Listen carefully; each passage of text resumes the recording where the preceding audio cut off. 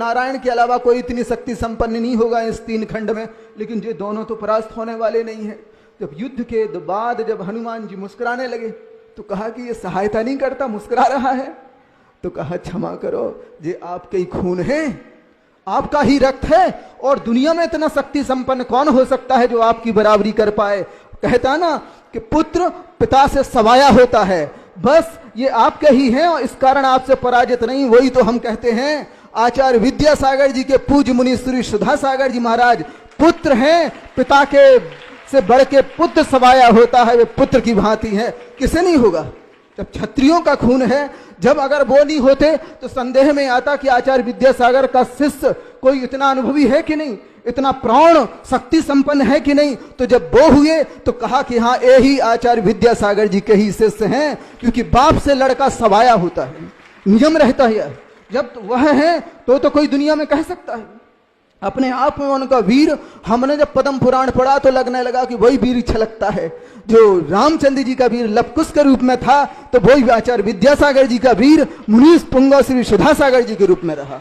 नियम है यह, बिल्कुल पक्का मानो आप। यह जब तक अंदर तो है, सबकी बुद्धि का विषय नहीं बनता। जब मालूम चला कि सिद्धांत इस ढंग का है, गिने चुने इस पूरे सृष्टि में पुरुष होते हैं जिनके अंदर का वीर इतना होता है कि सारी परिस्थितियों के बाद भी वह अपना वीर ऐसा उछाल मरता है जो लवकुश की भांति रहता है। पिता से भी मिलेंगे तो गले से नहीं मिलेंगे, तीरों कमान से मिलते हैं, क्योंकि उनका वीर इस ढंग का रहता है। अंतर की शक्ति इतना साहस इतना रहता है कि जब भी बात करते हैं तो क्षत्रिय की भाषा में बोलते हैं। उसी प्रकार मुनि पुंगव श्री सुधा सागर जी महाराज जब भी बोलते हैं उनका इसी ढंग से वीर अंतराय कर्म का क्षयोपशम इतना जबरदस्त है, जब भी बोलते हैं तो ठकरासी में बोलते हैं। सुन रहे ना कि नहीं। अब कोई उसको दोष ना दे, आप सोचो सब इक्वल बोले तो नहीं होता ऐसा। अंतरंग में किस ढंग का कर्म का उदय है, वो कर्म का उदय व्यक्ति की प्रगति निर्धारण करता, स्वभाव निर्धारण करता। हम चाहते हम जैसे बोले, हम चाहते मीठा मूठा बोले। ध्यान रखो, जो ज्यादा मीठा बोलता है या ज्यादा मीठी वस्तु होती है उसमें सबसे ज्यादा कीड़े जल्दी लगते हैं। ध्यान सिद्धांत है ये, जितना जो मीठा बोलेगा समझ लेना पीठ में छुरा भौंकने वाला होगा। वो जो जितना मीठा बोलेगा या वस्तु रहेगी उसमें जल्दी से जल्दी वो कड़वी हो जाए या कीड़े लग जाएंगे उसमें। ये नियम रहता तो थोड़ा आप लोग भी अभ्यस्त हो जाओ, वो उनका स्वभाव है। हमने जब ये पूरा देखा तो लगने लगा कोई गुण पे उंगली ना उठाओ, उनकी प्रगति में वीर है इस ढंग का। जब भी मुख से बोलते हैं तो क्षत्रिय की जवान ही लवकुश की भांति अपने पिता की ओर करते हैं, और कुछ कारण है ही नहीं, और कुछ कारण नहीं। उनके अंतरंग में वो जो खून की रक्त कणिकाएं हैं उनमें वो वीरत्व कण कण में समाया है। जब कुछ काम करेंगे तो बस उसी भाषा में, उसी लहजे में, उसी अंदाज में होगा उनका हर काम। सुन रहे ना। इसलिए हर किसी व्यक्ति को सोचो, कंपेयर करो आप कि एक से होंगे तो नहीं होंगे। ये पूरे सृष्टि में वर्तमान के समय में 1-2 ही होते, ज्यादा नहीं होते। 100 साल की इस पीरियड में 1-2 होते तो एक तो आचार्य विद्यासागर जी हो गए और एक पूज्य मुनि पुंगव श्री सुधा सागर जी हैं, और पुनः दूसरा कोई होने वाला नहीं। अभी 100 साल के आगामी पीरियड में पुनः कोई जन्म लेगा। लेकिन ध्यान रखो, इस भीषण पंचम काल में जो हिरास की ओर है, हर 100 साल में 1 ही 2 होंगे। पहले आचार्य शांति सागर जी थे, फिर इसके बाद आचार्य विद्यासागर हुए, अब इसके बाद पूज्य मुनि पुंगव श्री सुधा सागर जी हैं। अपने अहोभाग्य मानो पूरे पूरे ज्ञात विश्व को और पूरे देश को अपना बहुमान रखना चाहिए कि आज ध्यान रखो उन्हें, वो हमारे समक्ष में है तो हमारा बहुमान है, हमारा बहुमान है, हमारी शान है। वह अच्छे ढंग से ध्यान रख लो, छोटी छोटी बातों की ओर विकल्प ना करो। तो हमने क्या कहा, क्षत्रियों का खून इस ढंग का होता है कि उनके करने का ढंग और बोलने का ढंग भिन्न होता है। उसी प्रकार वो गिने चुने पूरे लाखों करोड़ों की संख्या में बे अनोखे हैं। समझ रहे ना। जैसे आचार्य महाराज अनोखे थे, ऐसे वे दूसरे हिस्सा प्रतिनिधि के रूप में वे भी अनोखे ही हैं। इसलिए बिल्कुल अच्छे ढंग से सिद्धांत को, सरम सिद्धांत को समझ लो कि ऐसे विरले व्यक्ति रहते हैं, उनका स्वभाव ऐसा होता है और इससे ही पूरे संसार में तब्दीली आती है। आप देख लो, पूरे के पूरे इतिहास को उठा कर देखो, उनके 40, 42, 46 साल हो गए ना दीक्षा लिए उन्हें। पूरे इतिहास को देखो, उन्होंने जो कदम उठाया है पूरे जैन समाज के लिए, पूरे जिन शासन के लिए, हर हाल में उत्सर्पणी काल लगा है। एक एक पर नजर डाल लो आप, उनकी देख लो, आप पूरे इतिहास को देखो।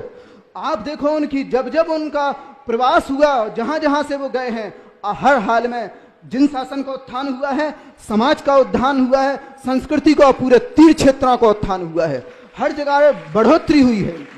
मैं, मेरे रिश्तेदार नहीं है इसलिए मैं बड़वाई कर रहा हूं, हमने तो श्रद्धा रही, उन्होंने जिनेंद्र भगवान का झंडा उठाया है तो हमें श्रद्धा रही। हमारी उनसे रिश्तेदारी नहीं, हमारी पूरी रिश्तेदारी जिनेंद्र भगवान से है। और जो जिनेंद्र भगवान का पक्ष लेगा, हम सुनो उसका पक्ष लेंगे। हमें पूरा गौरव है कि वो आज पूरे देश के लिए, पूरे समाज के लिए गौरवपूर्ण स्थिति में है। और उनके कारण आज ध्यान रखो, रगों में जो खून दौड़ रहा है, अगर जिनेंद्र भगवान के प्रति बहुमान पैदा हुआ है तो पूज्य सुधा सागर जी के कारण हुआ है। देखी हमने गांव की स्थितियां, इतने गंदी अंगोछी रखते थे, ऐसे गंदे गंदे कलश रखे रहते जिनसे अभिषेक करते थे कि लज्जा आए, घर में पानी नहीं पीते थे। आज देखो तो सोना और चांदी के कलशों से आप अभिषेक ढारते हो। और समाज में भी देख लो, आप समाज में देख लो, आज इतनी संपन्नता। हम अभी अशोकनगर तरफ गए तो व्यक्ति व्यक्ति बोलता है, महाराज जब से महाराज के और गुरु जी महाराज, आचार्य महाराज के और पूज्य सुधा सागर जी के चरण पड़े हैं, तब से समाज समृद्ध हुई है, पूरी समृद्ध हुई। अगर दान की व्यवस्था आज प्रचलित हुई है, घर घर से तुम्हारा इतना सारा बड़ा बड़ा दान देने लगे हो ना, चुमन्नी नहीं निकालता तो कोई बनिया। हम जानते थे घर में जब आते थे ना कोई मांगने वाले, आसपास क्षेत्र वाले, तो भोजन के लिए भी नहीं पूछते थे, ज्यादा हुआ तो 1-1.25 रुपया दान में दे देती थी, बस इतना ले लो, जबकि पर्याप्त था। लेकिन उनके चरण पड़ने के कारण आज व्यक्ति करोड़ों में बिना हिचके देता है। ये उन्होंने जो व्यवस्था बनाई है। और एक चीज और, समय 2-3 मिनट कवर लेंगे, हम ज्यादा नहीं लेंगे। हमने एक विषय अच्छे ढंग से अन्वेषण किया है। आप करोड़ों अरबों की संपत्ति अपने पुत्र को देते हो कि नहीं देते हो? अब बताओ उसका पुण्य लाभ होता कि नहीं? तुम्हें पुण्य बंद होता क्या? नहीं होता। तुमने दी है कि नहीं करोड़ों की संपत्ति? वो पुण्य लाभ नहीं होगा। और जब आप वही शांति धारा के माध्यम से या जिनालयों के माध्यम से वो दान दे देते हो, तो यह जानते हो परभव में तुम्हें बड़े बड़े महल मिलते हैं। ये व्यवस्था बतलाने वाले तो हैं तो पूज्य सुधा सागर जी महाराज हैं। तुम्हें अब करोड़ों का दान देने के बाद अगर तुम्हारा जन्म हो जाए तो चूहों के बिलों में उत्पन्न हो।